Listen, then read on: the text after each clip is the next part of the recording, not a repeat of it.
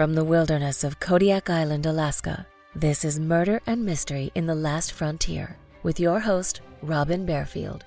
In a land full of peril and vicious animals, humans are the most dangerous predators of all. 19 years after his son disappeared while climbing Mount Denali in Alaska, Guy Waterman ascended a mountain ridge in New Hampshire in February 2000 and committed suicide by sitting in the snow in the bitter cold until he froze to death. The life stories of both Guy and Johnny Waterman exemplify the narrow line between passion and madness.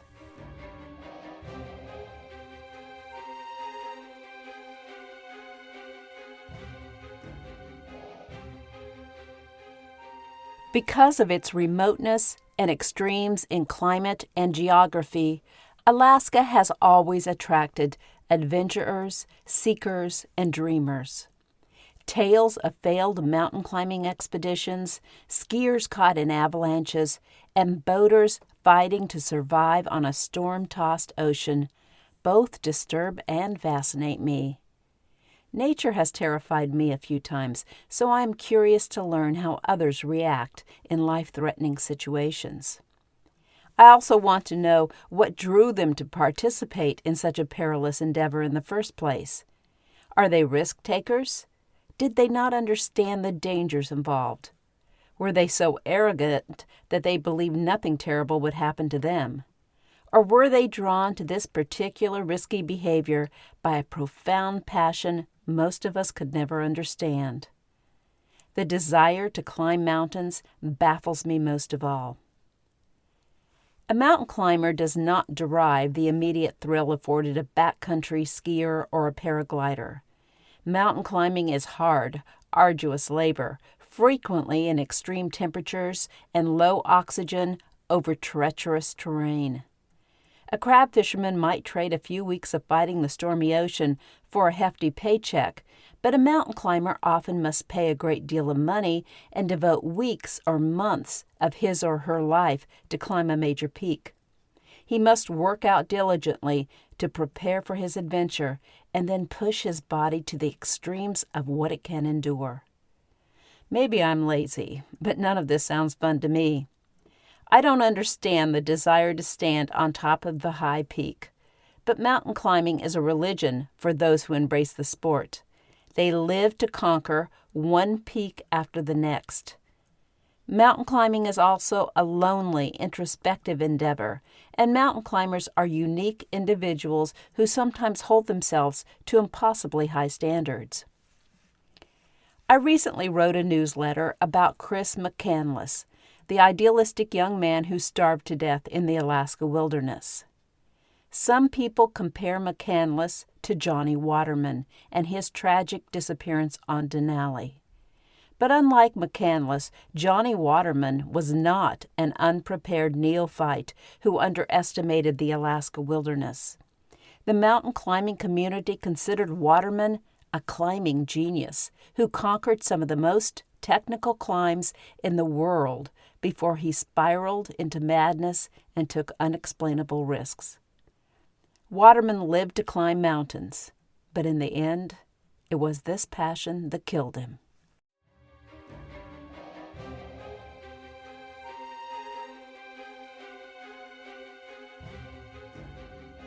John Malin Waterman grew up in the suburbs of Washington, D.C. John's father, Guy, was a professional musician and a speechwriter who wrote speeches for several politicians, including presidents. Guy was also an expert mountaineer, and he taught his 3 sons to climb from an early age.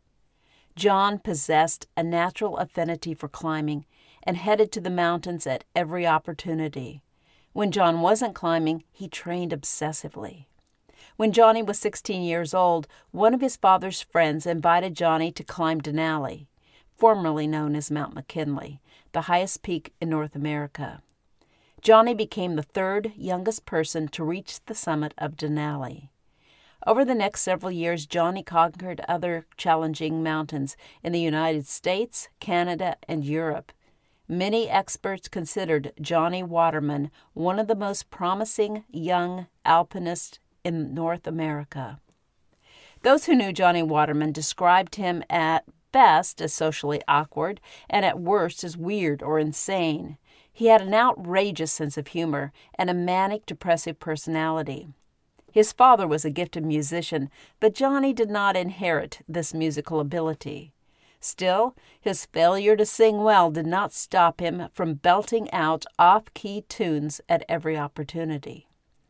When Johnny attended the University of Alaska at Fairbanks in the mid-1970s, acquaintances remember him prancing around campus dressed in a long black cape and blue, oversized Elton John-type glasses with a large blue star between the lenses. He carried a guitar held together with masking tape and often sang long, rambling ballads about his adventures. Some friends believe Johnny's extreme emotions stemmed from an unstable childhood. His parents divorced when he was a teen, and after the divorce, his dad, whom Johnny idolized, wanted nothing to do with his two oldest sons. Once, when Johnny and his older brother Bill visited their father, Guy refused to see them.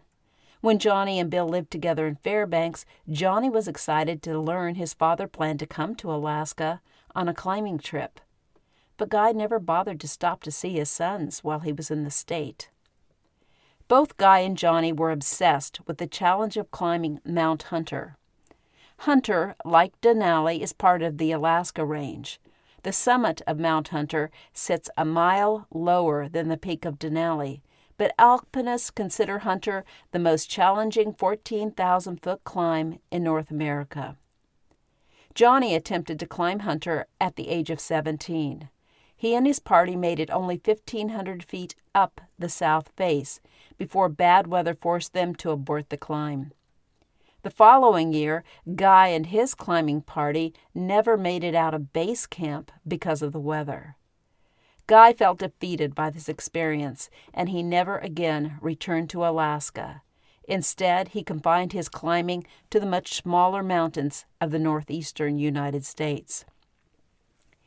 In 1973, Johnny once again attempted to ascend Mount Hunter with a team of 3 other climbers. After 3 weeks, the climbers reached what they thought was Hunter's south summit. But when they descended the mountain and returned to Talkeetna, Johnny studied a map and discovered they had not reached the top. The actual south summit of Hunter was farther along the ridge and 200 feet higher than they had climbed. Waterman cried when he realized their mistake. In addition to his failure to summit Mount Hunter, Johnny suffered a personal loss in 1973 involving his older brother Bill. Bill lost a leg as a teenager in a tragic accident when he tried to hop a freight train. And in 1973, he posted a puzzling letter suggesting he planned to leave on a long trip. Bill was never seen again, and Johnny and his family had no idea what happened to him. In 1974, Johnny enrolled in the University of Alaska Fairbanks and began seriously planning his next descent of Hunter. This time he would go alone and take a more direct but also more dangerous route. The following year, Johnny dropped out of college and took a job on the Trans-Alaska Oil Pipeline to make money for his assault on Hunter. He worked out tirelessly, and to prepare himself for the cold temperatures he would encounter on the mountain, he repeatedly bathed in a tub filled with ice. In 1976, Johnny lost 2 close friends and climbing partners. One died in a fall in the Tetons, and the other, along with his 12-year-old son, died in an avalanche. Over the span of a few years, Johnny lost 8 friends and climbing partners, either to accidents or from suicide. These deaths gravely affected Johnny, and few of his friends doubt they contributed to Johnny's eventual spiral into madness. In late March 1978, Johnny set out to climb Mount Hunter. He carefully prepared for his ascent and made a dozen trips up to his base camp to stock it with the provisions he would need. Johnny also arranged for a pilot to drop more food for him partway through his trek. Excerpts from Johnny's journal offer a glimpse into the hardships he endured on his climb. His ascent of Hunter was an obsession and not something he did for enjoyment. From his journal entries, Johnny sounds miserable most of the time. A few of his entries read, April 12th, read and sang verses from the Bible. April 24th, cried bitterly. June 3rd, worst winds yet. Dug out camp, cried and prayed. Johnny mentions in his journal that he often cried and screamed, and he writes about an infestation of body lice that made the ordeal even worse for him. In a snowstorm whiteout, he nearly stumbled into a crevasse, and at one point a cornice he grabbed gave way, and he fell approximately 40 feet. Finally, after 124 days, Johnny Waterman stood on the summit of Mount Hunter, and he spent 145 days total on the mountain. When the pilot picked him up after his adventure on the mountain, Johnny had to borrow $20 from him to return to civilization.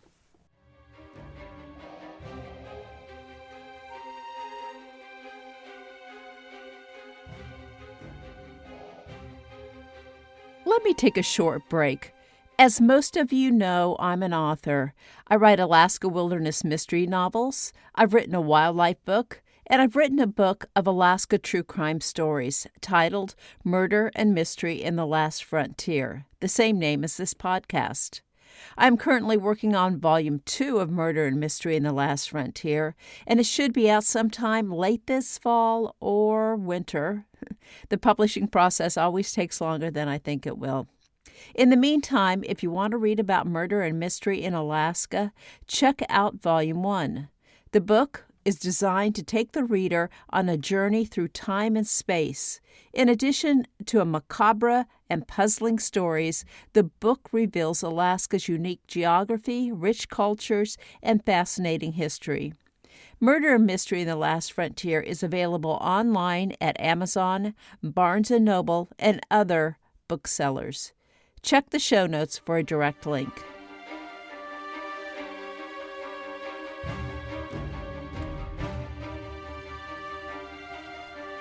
Johnny Waterman flew back to Fairbanks, but he was never the same again after his successful ascent of Mount Hunter.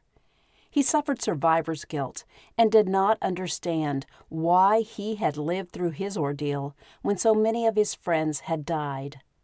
Waterman found a job washing dishes in a Fairbanks restaurant, and his mind slowly began to unravel. Johnny classified his mental illness as Mount Hunter psychosis. Waterman formed the Feed the Starving political party and decided to run for president of the United States. To secure media exposure for his campaign, Johnny set a goal to return to Denali and climb it by himself in the winter, taking only flour, sugar, margarine, and protein powder for food. In this way, he hoped to demonstrate the immoral extravagance of the eating habits of Americans.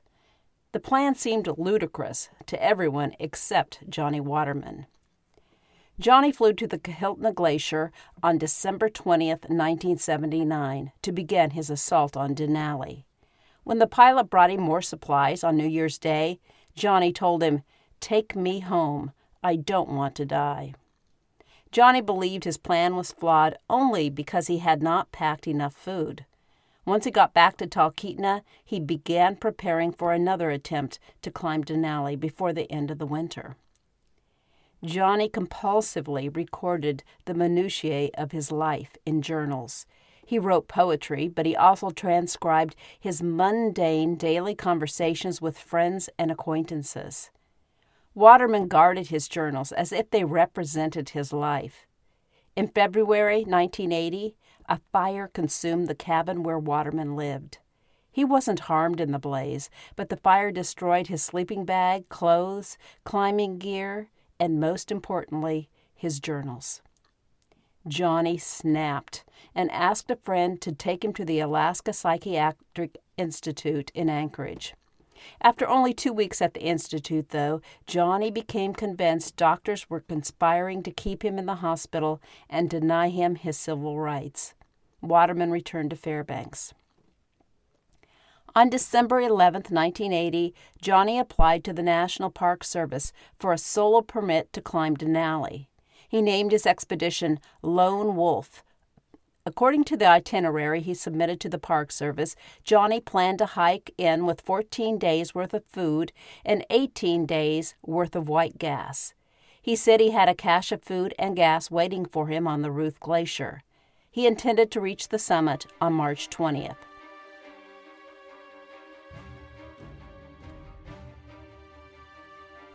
Despite his plan, Waterman ignored the itinerary he filed. He climbed to a shelter called Don Sheldon's Mountain House at an altitude of 6,000 feet, and then he seemed to lose his focus. He stayed in the area, tested his gear, and socialized with other climbers. He called the pilot he frequently used and asked him to bring some pre-packed boxes of supplies. When the pilot arrived, Waterman returned the small CB radio he had borrowed from him at the beginning of his expedition. "I won't be needing this anymore," Waterman told the pilot, even though this radio was his only contact with the outside world and the only way he could call the pilot to ask him to bring more supplies. On March 31st, 2 other climbers encountered Johnny as he trekked across the mountain, pulling a red plastic sled. Johnny was walking through an extremely hazardous area filled with crevasses, but he seemed unaware of the danger. One of the climbers asked Johnny why he liked to travel through crevasse fields. Waterman said that he felt reborn every time he successfully crossed a snow bridge without falling into the crevasse. The climbers noted that Johnny wore inappropriate gear for climbing a mountain where temperatures would dip well below zero. He wore a one-piece snowmobile suit and vapor barrier boots. He had no sleeping bag, and all he carried for food was 14 days' worth of sugar, powdered milk, honey, and white flour. Johnny told the other mountain climbers that he planned to head up the east buttress of Denali, a challenging and dangerous route that no one had ever successfully climbed. On April 1st, Waterman headed up the Ruth Glacier. Alpinists last saw Johnny's tracks leading across an area notoriously riddled with crevasses. Johnny Waterman was never seen again. The National Park Service performed an aerial search for Waterman for a week, but found no sign of him. Johnny's death deeply affected his father, Guy. The pair had an odd father-son relationship. Guy bonded with Johnny when they climbed mountains together, but he otherwise had little time for his son. After Johnny disappeared and presumably died, Guy partially, and perhaps rightfully, blamed himself for Johnny's despair and descent into madness. Maybe Johnny shared the curse of mental illness with his father, as well as a passion for climbing mountains. In February 2000, Guy decided he wanted to join Johnny. So at the age of 67, he climbed a mountain ridge in New Hampshire, sat down in the snow in the bitter cold, and died. He left a note for a friend that said, "Sorry to be leaving like this, but I've tried to explain my thinking about old age, prospects, and other shortcomings for me of this life. It isn't a question of going out or staying, just when and how to go. Above the tree line, in the wind, seems appropriate. I'll be joining Johnny, to whom I was always closer akin than anyone realized." Sadly, perhaps Johnny would have lived a less tortured life if he had known his father's feelings for him.